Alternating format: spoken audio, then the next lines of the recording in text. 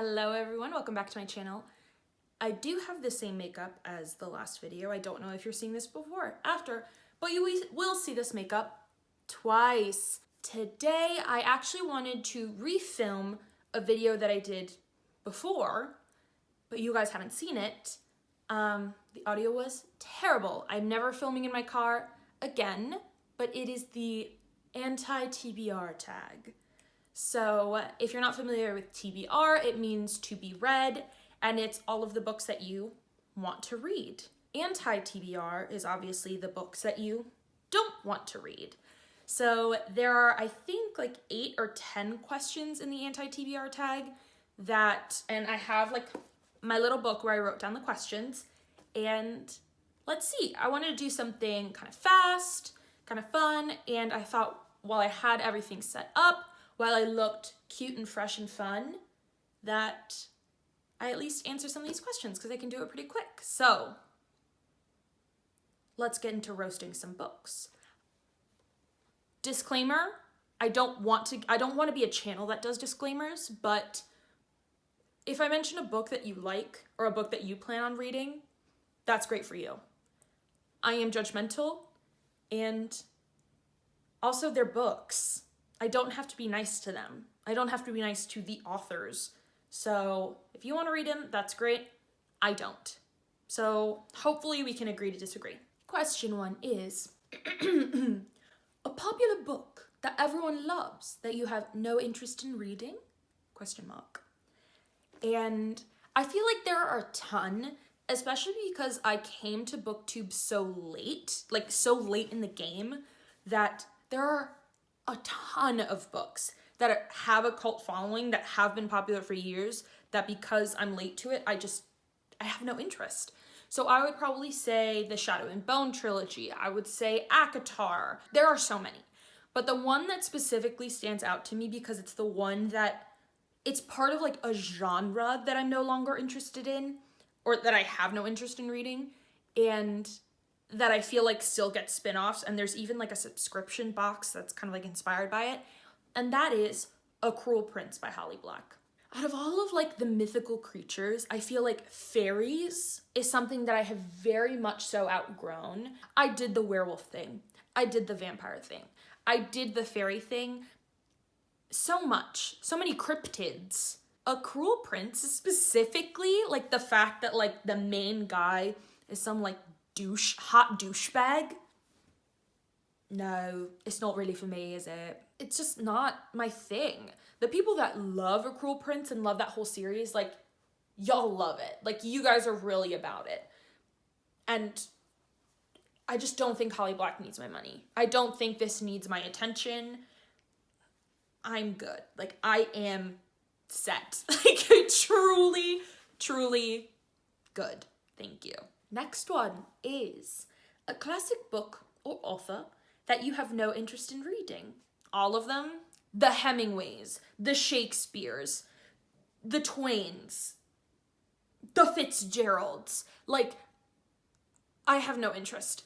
And no offense, but Miss Austen, I have no interest. The old white male American stories is not something that I'm interested in, and one that put me in such a big slump that I hold grudges. Like, I have a thing, a hatred for those kinds of books. I think Sajid really summed this up really well. So if you haven't watched his video, I actually will leave it down below, because I think he does a fantastic job of talking about like why we need like diversity in books and why we need to change our concept of like classics. Hot take. Fight with me in the comments. I'm fragile, but like fight with me. Next is a problematic author whose off you have no interest in reading.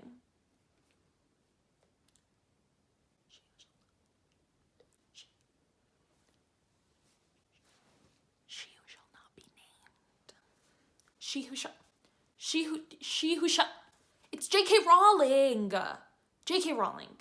Like, I don't want to read anything that a TERF has to say. I'm good with having a faint memory of the movies. Question 4 is, an author you've read a couple of books from and have now decided that they're not for you. And this one actually like hurts my heart so much, but it's Anne-Marie McLemore. I picked up Blanca y Roja. I picked up Wild Beauty as well, and maybe a third one. I can't remember at this point, but all of them do the thing that I didn't like about Deep and Darkest Red, is that all of the chapters are like 2 or 3 pages, and they're consistently switching in between perspectives, and that confuses me so much. It really disconnects me from the characters. I don't have any sense of who the characters are. I don't stay long enough with them to really connect with them. And while all of them are so fantastical, have those magical realism elements that I should ideally love. Like Anne-Marie McLemore, I should ideally love all their books, love what they put out, but the writing goes like a little bit too for me. Like it's a little too confusing. It's a little too floofy. And I have such a hard time understanding what's going on. Blanca y Roja, within like 5 pages, I knew it wasn't for me. Wild Beauty, same thing. And it's just, it saddens me so much to say that I probably will not give any of their books a try. Question 5 is a genre that doesn't interest you or that you have trouble getting into. And this one I feel like is really specific, but it's also like a combination of 2 things. So one thing is just anything historical fiction. Like I'll be reading a plot and I'll be like, okay, yeah, like that sounds like it slaps. Like that sounds so good.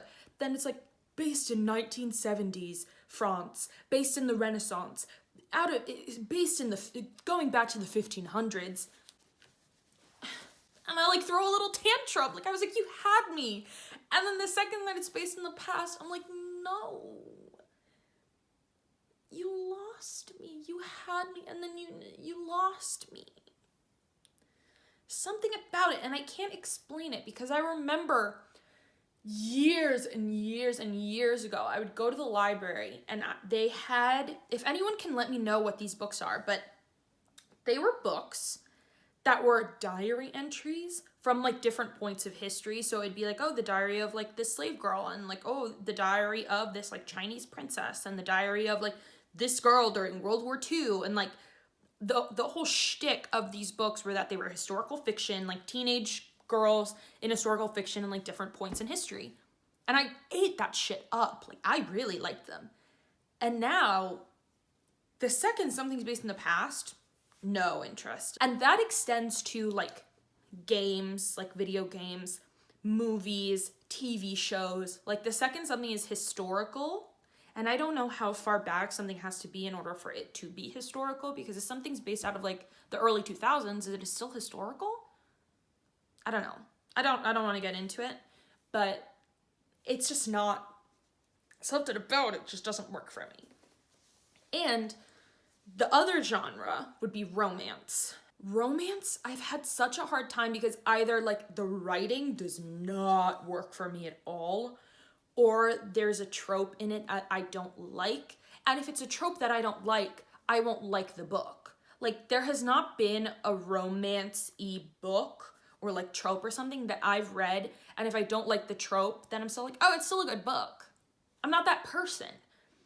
And so, and then like, imagine it's a Venn diagram. So like historical fiction and then romance. And then in the middle, hello, is historical romance. Question 6 is a book you bought but are never going to read. 2 that come to mind. One of them is a self-help book that I bought in like the end of like some point in 2019. That was like a self-help book about like millennials or something. There's that one. And then also like one that I could just think of that I think I still own somewhere is the Connor Franta book. I have been on YouTube for a long time. Like I have been in it. And I was a huge fan of Connor Franta. And then when he announced that he was doing this book, I was like, yeah, baby, I'll support you. I'll buy it. Like it'll be a fun, quick read. I don't think I've even opened it. Like I don't think I've read a page.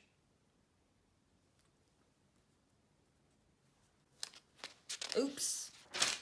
Question 7 is, oh, there are 8 questions, by the way, but question 7 is a series you have no interest in reading or a series you started and decided not to finish.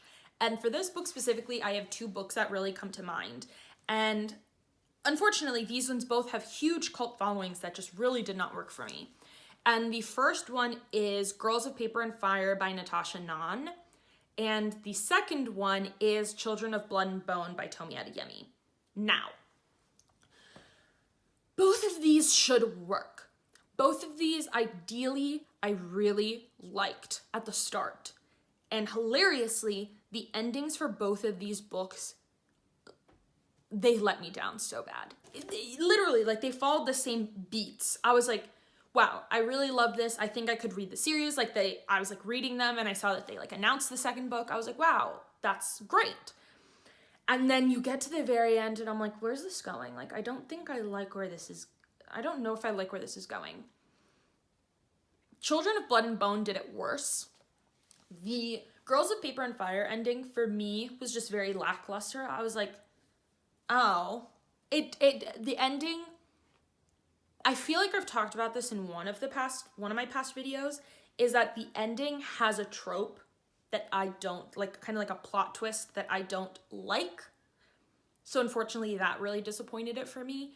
And then Children of Blood and Bone, the entire ending should have been scrapped. Like, the entire ending should have been changed and rewritten, and Tomi Baby, like, you should have done something different because that ending sucked. And I'll say it. I hated the ending. I hate it where it went. My review, I think I remember I wrote like a solid like paragraph or like 2 paragraphs just talking about the ending, and the ending was like 20 pages. Like it was a whole thing that I really hated the ending of Children of Blood and Bone.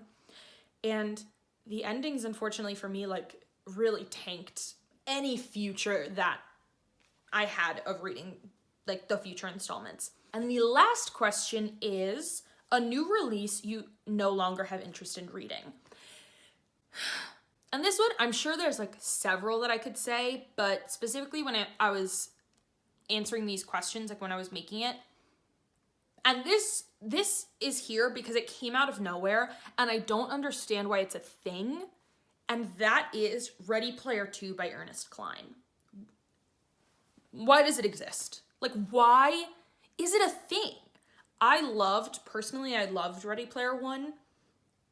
I have my issues with it, and I think from seeing other reviews and seeing other women talk about it, I have slightly more issues with it, but I thought it was great. I thought it was really immersive. I really, really liked it, and I don't see why it needs a sequel. Like, when I saw it was announced, or I think I didn't even see it get like announced. I saw that it released, and I was like minding my own business on Instagram, and then I go, oh, wait, what? Ready Player 2? There's a sequel? Like, what could possibly be said? I liked the ending because it was definitive. I liked the ending of Ready Player 1 because it was kind of up to interpretation as to the future, what the future holds or held. And you're just gonna give me that? You're gonna give me a sequel? And it's also gotten shitty reviews, which I think is hilarious.